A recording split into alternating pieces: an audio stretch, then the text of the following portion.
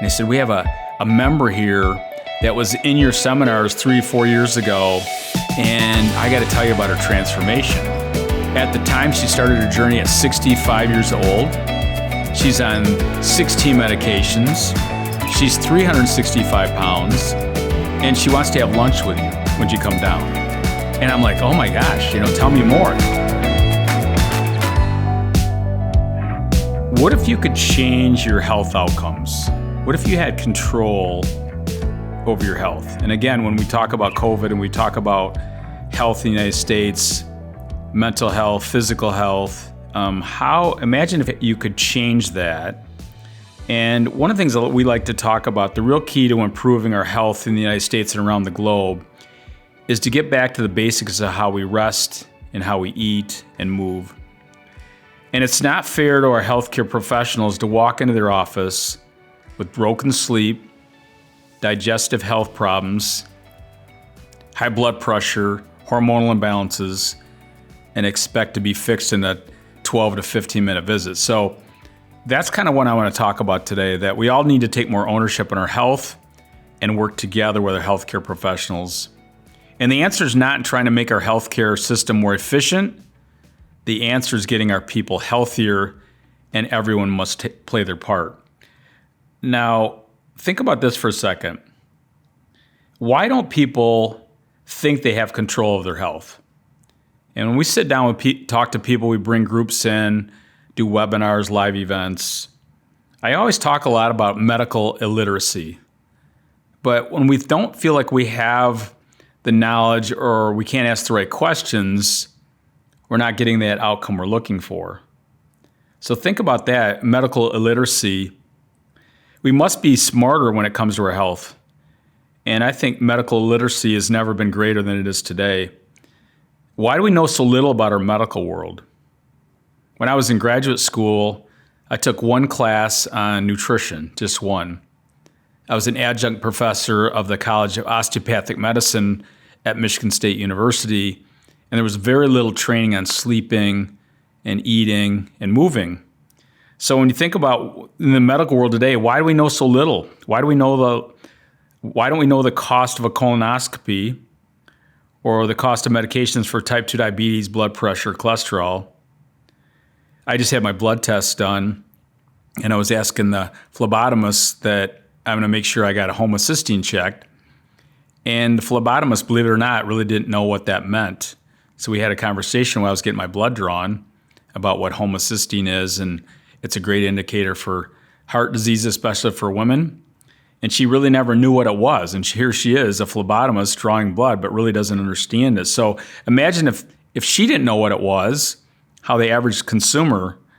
And when you think about that, we don't know, like if you looked at the diaphragm in breathing, how it can quiet the mind and relax the body. It's a skill. So it's the fastest way to calm the mind, relax the body, is changing how you breathe, because the diaphragm connects to the vagus nerve and it shuts down the sympathetic nervous system and stimulates the parasympathetic nervous system. So again, back to we just don't know a whole lot about this. And one of the things that I'd like to mention real briefly is that, is it the lack of knowledge that keeps us in the dark, taking more control of our health? I think it is. I think it is that lack of knowledge that keeps us from being thriving and know where we're at. And one of the things we always like to discuss, that nobody knows your body better than you. But we need to be taught about how to listen to the body and how to care for the body. But again, learning that your body's always talking back to you and we need to listen. So again, I think that's the beginning, is we don't know a whole lot. That's a medical illiteracy. And then asking better questions, because in the question reveals the darkness. And again, I think we've been in the dark for many, many years about our health. But when you start being curious and asking these questions, I had a gentleman a while back that had hiccups, and I talk about it in my new book, and he had hiccups for 2.5 years. Can you imagine that? Hiccups for 2.5 years. And I started getting into the deeper questions, and I was asking about his stress levels. He said he was a pretty stress guy. And then I asked him about, so tell me about the diaphragm in your breathing. And he had no idea what I was talking about. And a big part of hiccups is the diaphragm is spasming. And so nobody ever talked to him about the diaphragmatic breathing and how it helps with the vagus nerve and relaxing the diaphragm. The list goes on. But again, and then I dove into some other questions about what he was eating or not eating. And when he brought up that he was on a high protein diet, I went even deeper. So tell me, what does that mean? Well, he eats lots of meat, protein bars, very little carbohydrates. So what does that mean? He said, well, I haven't eaten a fruit in over 6 years. Ancient grains, potatoes, small salad maybe a few times a week, but that's it. No fruits for the last 6 years, no potatoes, no oatmeal, nothing. And so nobody ever really explained to him that his body was too acidic. He was on a schizophrenic medication. He was on a acid blocker, a muscle relaxer, sleep medication. Guy was just struggling big time, but nobody ever talked to him about some of these little simple things that really could impact his life. And long story short, 6 months later, his hiccups disappeared. But that's when we have to be more curious. So why is my blood pressure too high? Or why is my sleep broken? Or why does my body ache all the time? What is it? But when we become more curious, asking these questions, you start uncovering some of the answers. So again, if you're trying to create a new future for yourself, again, would you like to change your health outcomes? Because one of the things I love to talk about, you can stumble into bad health.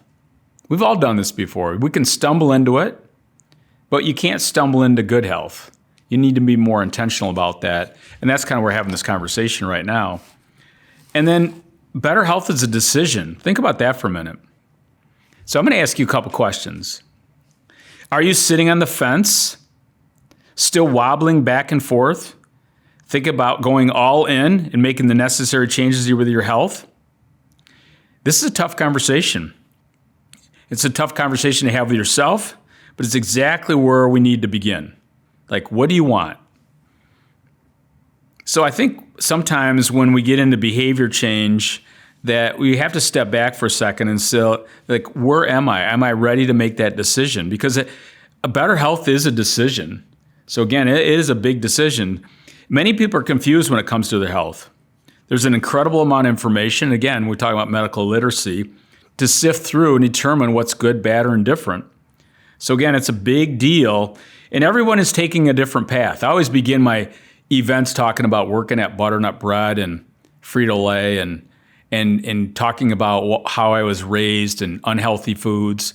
And a big part of that is I want the audience to understand that everybody's in a different place. So some people are more skilled, some are less skilled, some are more healthy than unhealthy. But the point of it is that everybody's in a different place and everybody's taking a different journey, and that's okay.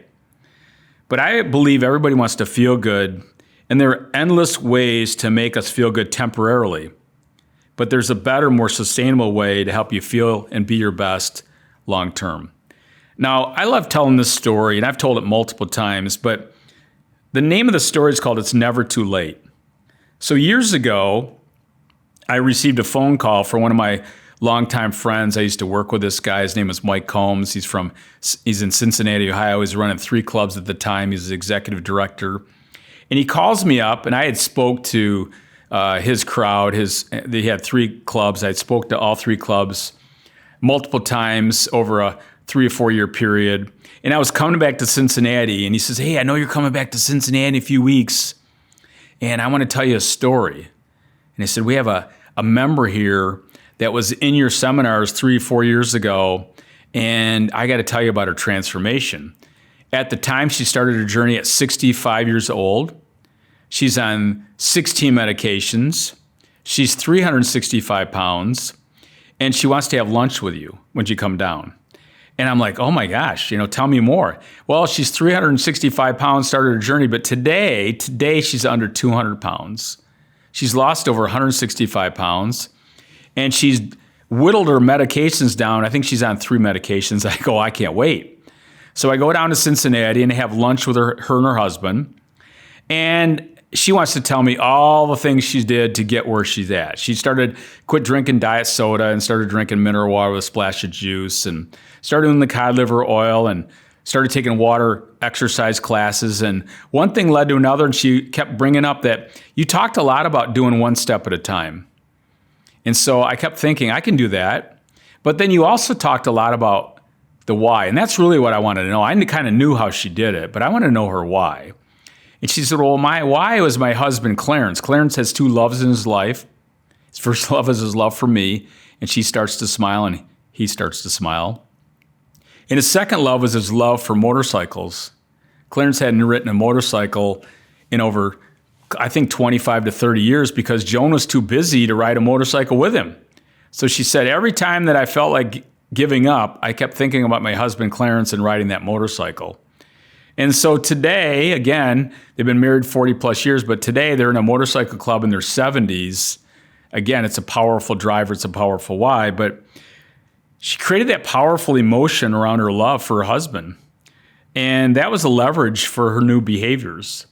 And so when you're trying to think about what could you change, if you could change anything about your health, we have to create some leverage about your why, your powerful why along the way. But that helps create that new future along the way. And I'm going to kind of end with this. So again, here's another question. Are you living your best life? That's sometimes not easy to answer. I think we all have ups and downs in our life, but what is your vision for your future? Does your health really matter? Imagine having greater energy and greater vitality. How would this impact your future? Are you thriving or just surviving? What new worlds do you want to emerge? So again, a big part of that is asking those questions to yourself, like be intentional. What do I want my future to look like? And here comes another one. Are you ready for a change? When I'm speaking at any live event, again, many live events are coming back, but I like to end each event by asking the audience a few simple questions. First, are you ready? Are you ready to make a change? The audience always just goes crazy with this. Their hands go up, the noise increases, the energy goes up, and the answer is always yes. And here comes the second question. Are you able? Are you able to make a change? Do you have the necessary skills to make that change? Again, hands go shooting up, audience gets crazy, everyone says yes, with a loud, robust voice. But here comes the moment of truth. Are you willing? Are you willing to get a little uncomfortable? Are you willing to put in the necessary effort to create sustainable change? Are you willing to take that first step? Unfortunately, not everyone is fired up as they were just a minute ago. Now they realize to change, they must put in the work, and not everyone is ready to put in the work. Willing is a choice. So as you can hear from Joan's story, climbing any mountain begins by taking one step at a time. We all have bridges to cross, and now is the time to cross your bridge. And remember, you don't have to cross any of these bridges alone. So back to the original question today. You have control of your health. Are you willing to make that change? We'll see you next time.